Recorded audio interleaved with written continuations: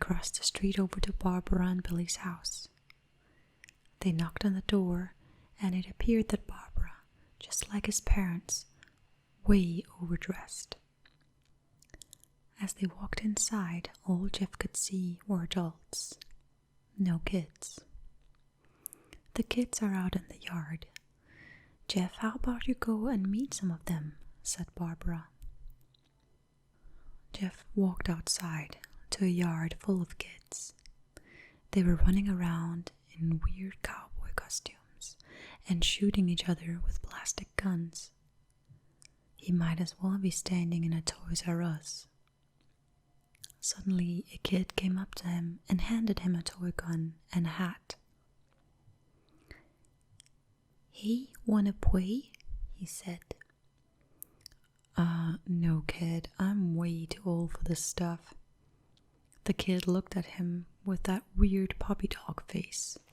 "Please," the kid said. "Fine," said Jeff. He put on the hat and started to pretend shoot at the kids.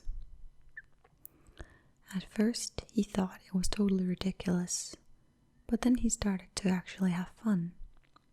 It might not have been super cool, but it was the first time he had done something that took his mind off of Lou. So he played with the kids for a while until he heard a noise, a weird rolling noise. Then it hit him. Randy, Troy, and Keith all jumped over the fence on their skateboards. Jeff dropped the fake gun and ripped off the hat. Randy looked at Jeff with a burning hatred. "Hello, Jeff, is it?" he said. "We have some unfinished business." Jeff saw his bruised nose. "I think we're even. I beat the crap out of you, and you get my brother sent to JDC. Randy got an angry look in his eyes. "Oh no, I don't go for even, I go for winning. You may have kicked our asses that one day, but not today."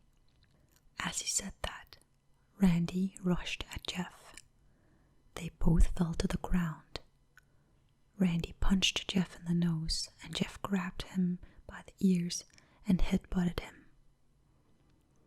Jeff pushed Randy off of him, and both rose to their feet. Kids were screaming and parents were running out of the house. Troy and Keith both pulled guns out of their pockets. "No one interrupts or guts will fly," they said. Randy pulled a knife on Jeff and stabbed it into his shoulder. Jeff screamed and fell to his knees. Randy started kicking him in the face. After 3 kicks, Jeff grabs his foot and twists it, causing Randy to fall to the ground. Jeff stood up and walked towards the back door.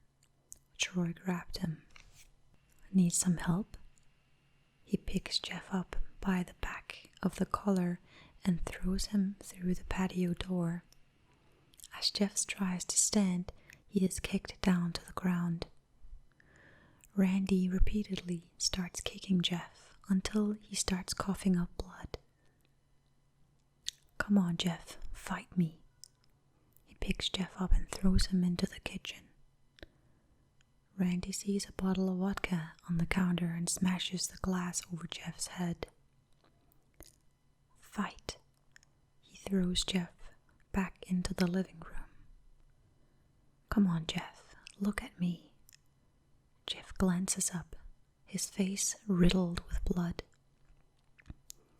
"I was the one who got your brother sent to JDC, and now you're just gonna sit here and let him rot in there for a whole year. You should be ashamed." Jeff starts to get up. "Oh, finally, you stand and fight." Jeff is now to his feet, blood and vodka on his face. Once again he gets that strange feeling, the one in which he hasn't felt for a while. "Finally he's up," says Randy as he runs at Jeff. something inside Jeff snaps. His psyche is destroyed. All rational thinking is gone. All he can do is kill. He grabs Randy and pile drives him to the ground. He gets on top of him and punches him straight in the heart.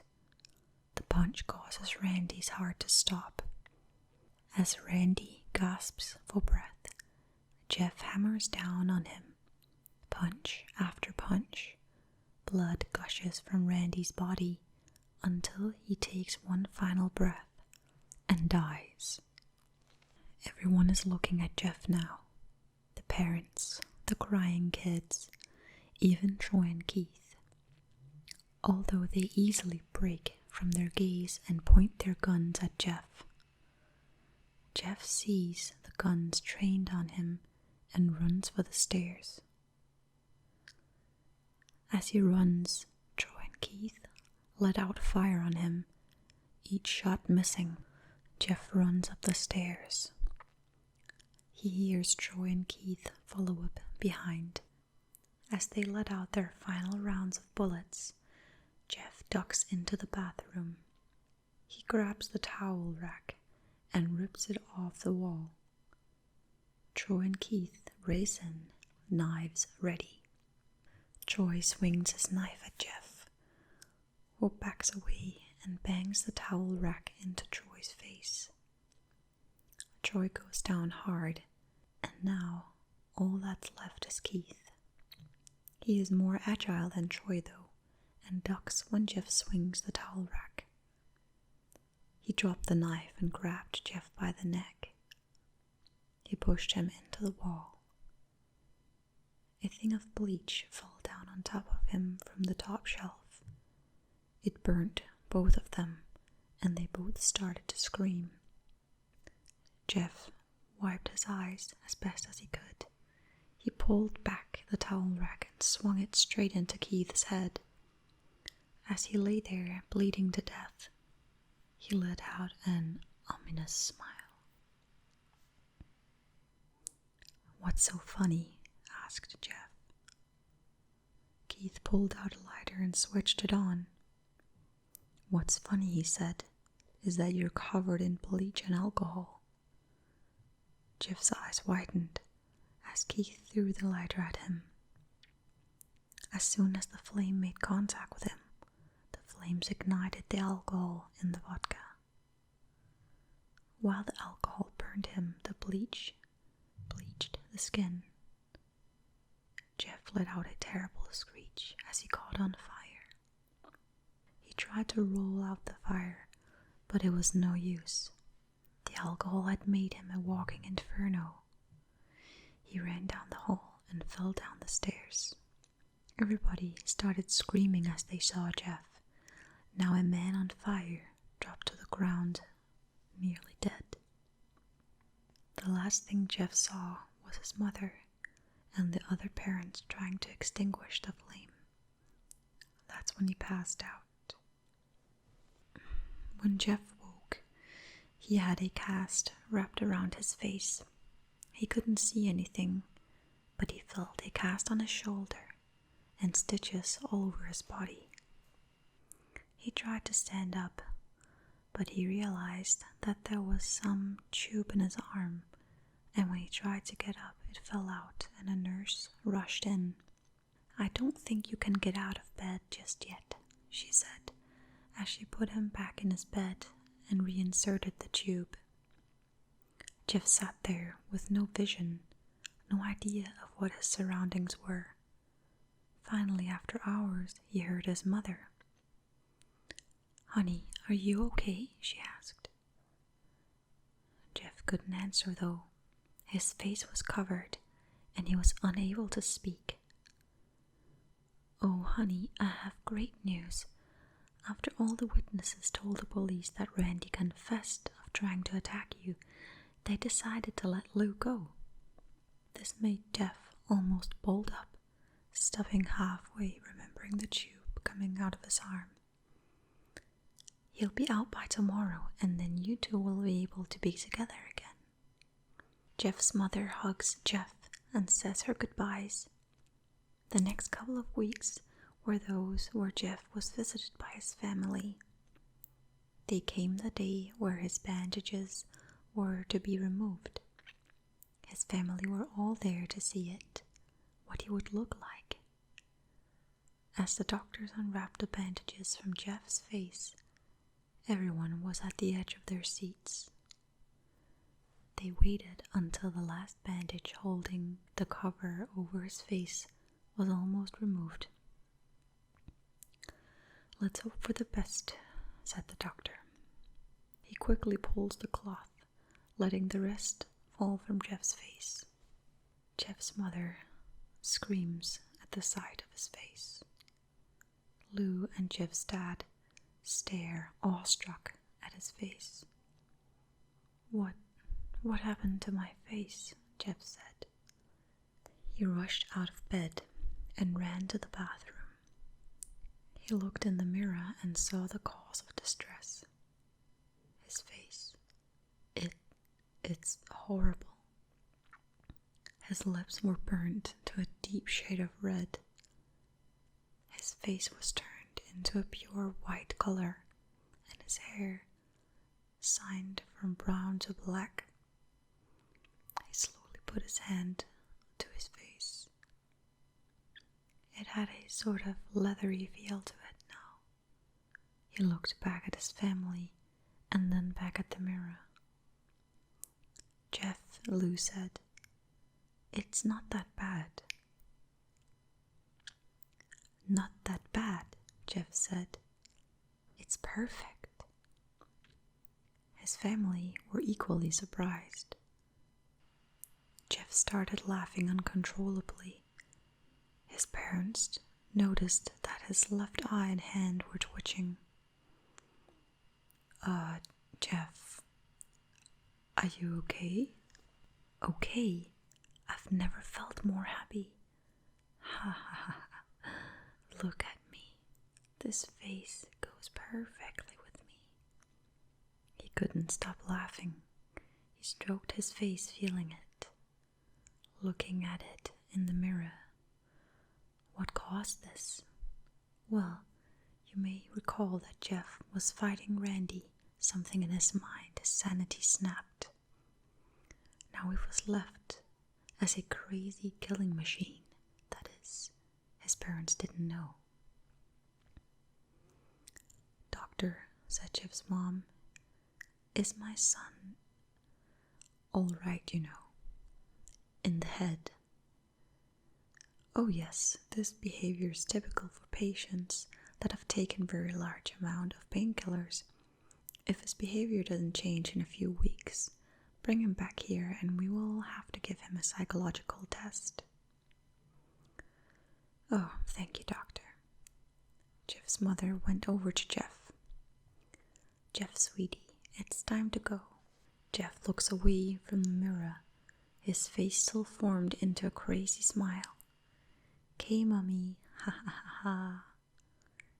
His mother took him by the shoulder and took him to get his clothes.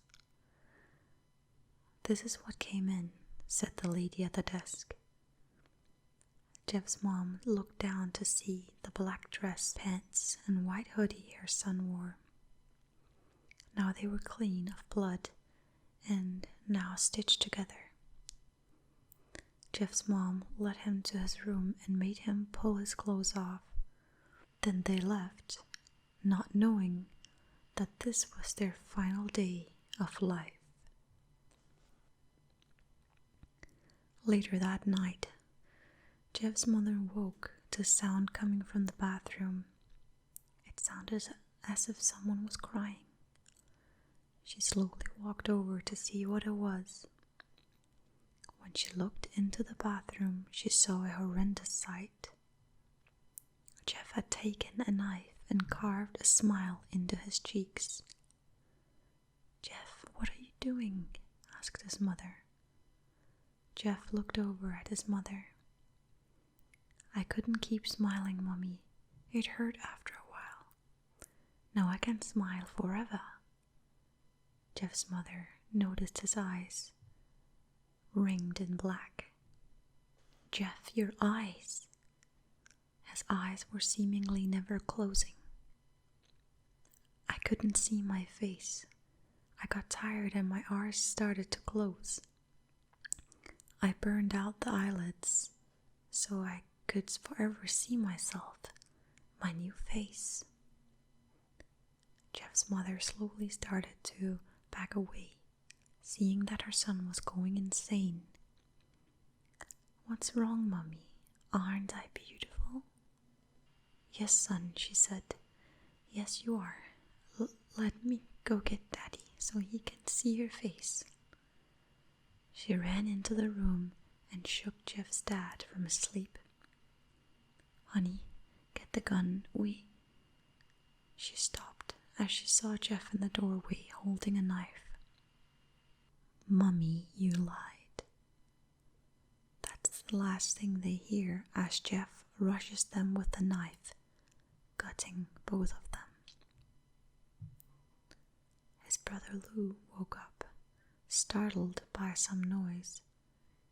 He didn't hear anything else, so he just shut his eyes and tried to go back to sleep. As he was on the border of slumber, he got the strangest feeling that someone was watching him. He looked up before Jeff's hand covered his mouth. He slowly raised the knife to plunge it into Lou. Lou thrashed here and there, trying to escape Jeff's grip. "Shh,"